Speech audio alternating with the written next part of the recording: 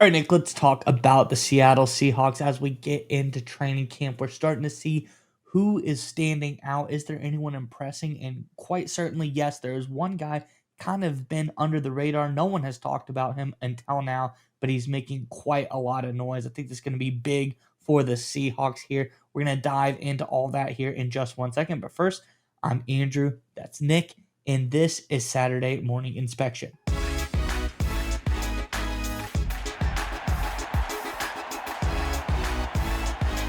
All right, Nick, as I alluded to, one guy in particular looking really good early on for the Seahawks in this training camp period.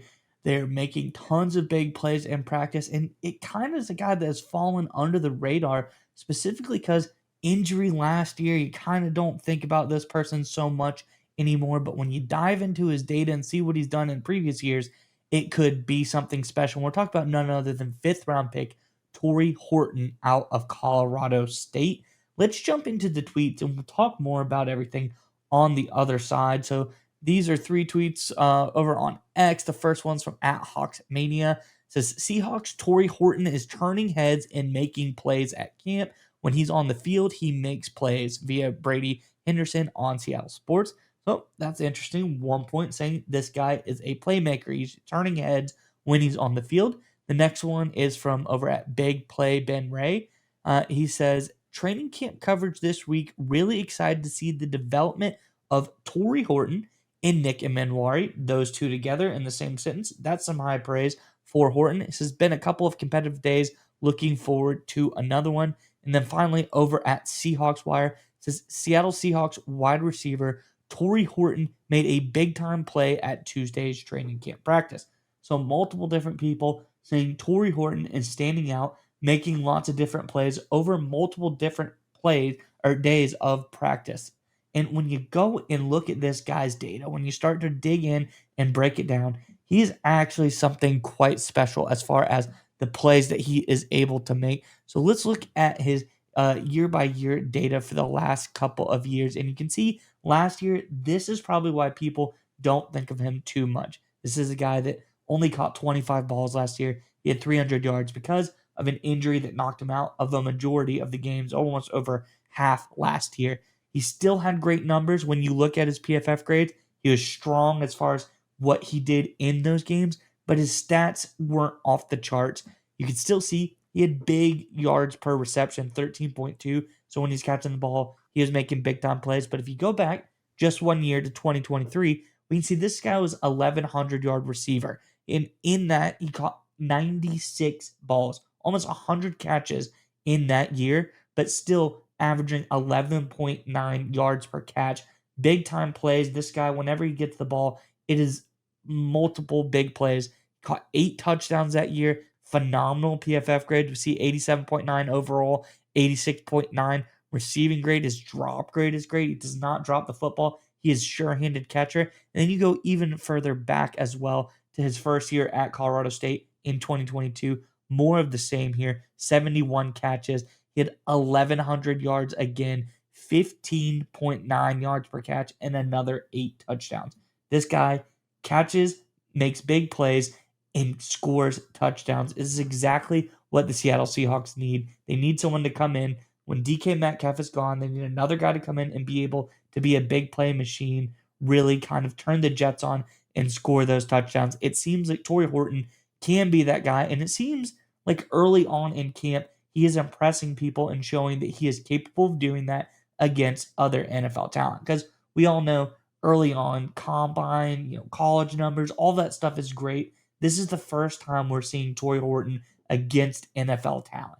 Is he able to replicate what he did in college, especially coming off of the injury in 2024? Is this the same guy? Is this guy going to be able to perform at the same level pre-injury? Is he going to be able to perform at the same level in the NFL? And undoubtedly, yes. 3 different days, 3 different occasions, people are commenting on the big plays he's making. I think this could be a really big steal for the Seahawks, and we're already seeing it in camp. He's looking like the real deal here. Curious what your thoughts are on all of this, Nick. But before we get to you, Seahawks fans, in the comment section below, let us know what is, we're talking Seahawks wide receivers. There's one, Steve Largent. That one's easy to say. So we'll take that one off the list. talking maybe just guys that are a little bit underrated as far as the receiver position goes for the Seahawks. Let us know who all time Seahawks great wide receivers, who's the most underrated receiver in the comment section below. Let us know your thoughts. And while you're down there, check out the description below the video and go subscribe to our Substack newsletter. It's free, literally costs you nothing. All it does is give you great football content, extra content, more stats, more graphs, all the things you love to break down. And if you make some great comments, you might see yourself because we highlight the comment of the week. So go check it out. Go get at least give it a shot. I mean, you can subscribe. If you don't like it, unsubscribe afterwards. But I guarantee you're gonna like it. So check that out while you're down there. But nonetheless, Nick, enough from me. What are your thoughts on everything here for the Seahawks? So yeah, this is one of those interesting things that can happen when you have a guy that was injured, that was coming into a senior season, a final season of collegiate football with high expectations.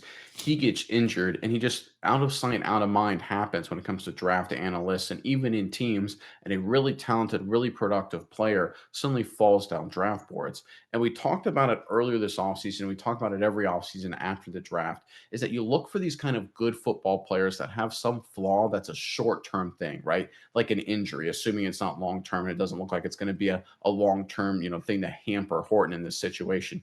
So when you overcome that flaw, and a lot of times with rookies, sometimes it's a character flaw. Sometimes, maybe they got arrested when they were 19 or something like that, and they've turned everything around. They're model citizens, but they have that major black mark on their record, so they fall in the draft. But once that flaw, once that hindrance is determined to be temporary and in the past, then you can see an explosion and you see what the player truly is. And we actually saw this with Horton all the way through rookie mini camps, OTAs, and mandatory mini camps. He was doing extremely well throughout the entire process. And one of the things we talk about all the time is that young players and certainly rookies, they're usually good all the time. A lot of people, when it comes to rookie mini camps and OTAs, like, it doesn't really matter. I understand the context of like, hey, this isn't real football. They're just going through half the plays. It's not contact. All that matters, of course. You need to see what happens in live. But good players are usually good all the time. And Horton was good in rookie mini camps. He was good in OTAs. He was good in mandatory mini camps and is now doing a lot of really good things in training camp. And this is one of the things the Seattle Seahawks under John Schneider have been absolutely outstanding at. They've done a great job when they've had veteran guys, leadership guys in the franchise for many years and then move off of them, and they replace them with guys that are sort of relatively no names, but they step in. It doesn't have to be first round picks, could be mid to later round draft picks, and execute at a high level. And even if they don't execute at the exact same level early on, there's such a massive discount that allows them to build a massive roster. So for example, a very talented roster. So for example, let's say Horton here this season is 70% of DK Metcalf. I'm just using the Metcalf example just because everyone talk about it. I know the Seahawks signed Cooper Kupp. Let's put that to the side for a second. If Horton is 70% as productive at Metcalf and he's making a lot of plays, he's about what, 20% the cost. So that's a massive victory for the Seattle Seahawks. That delta, that massive change in cost, allows the Seahawks to either save money for future contracts or spend money on contracts this season. Another way to look at it is the Seattle Seahawks traded DK Metcalf. They got some draft capital. They signed Cooper Kupp to give him some short-term help. They added Torrey Horton to be a long-term developmental prospect. So they essentially traded DK Metcalf for two players, Kupp and Horton, that aggregated together are at least the level of production of Metcalf plus the production, and they got a draft pick in return, right? This is just really good roster management. This is really good team building. Now, you have to make it work. You have to have good draft picks, and that's the other side of it. A lot of people talk about, well, you got to make good deals. You got to have these good trades and find value, and that really does matter. The Browns, for example, are really good generally over the past decade or so, making some pretty savvy trades to add value. The problem is they've done a very poor job when it comes to developing and drafting players and evaluating other talent in the NFL. So even if you have good value deals, you have to still find and evaluate and develop talent. The Seahawks are extraordinary at it, and this latest example of Horton is perfect. It's just the perfect embodiment of that in Seattle.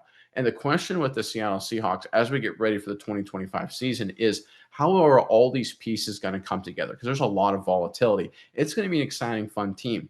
The question is for me, and this I think is sort of an open-ended question, we won't know until the season starts, is this a team that's a 2027 like super team, like they're going to be a phenomenal team, golden generation, everyone growing up at the same time? or are they ready to compete now, right? They were good the last few seasons, kind of under the radar. People have them ranked as like the 23rd team in football by some polls, even though they have winning season after winning season after winning season. And I think they'll be good this year. But I almost feel like Mike McDonald and the Seahawks leadership is they're orienting this team to be 2027, to be elite, to be the best team in the NFC West with all the young talent.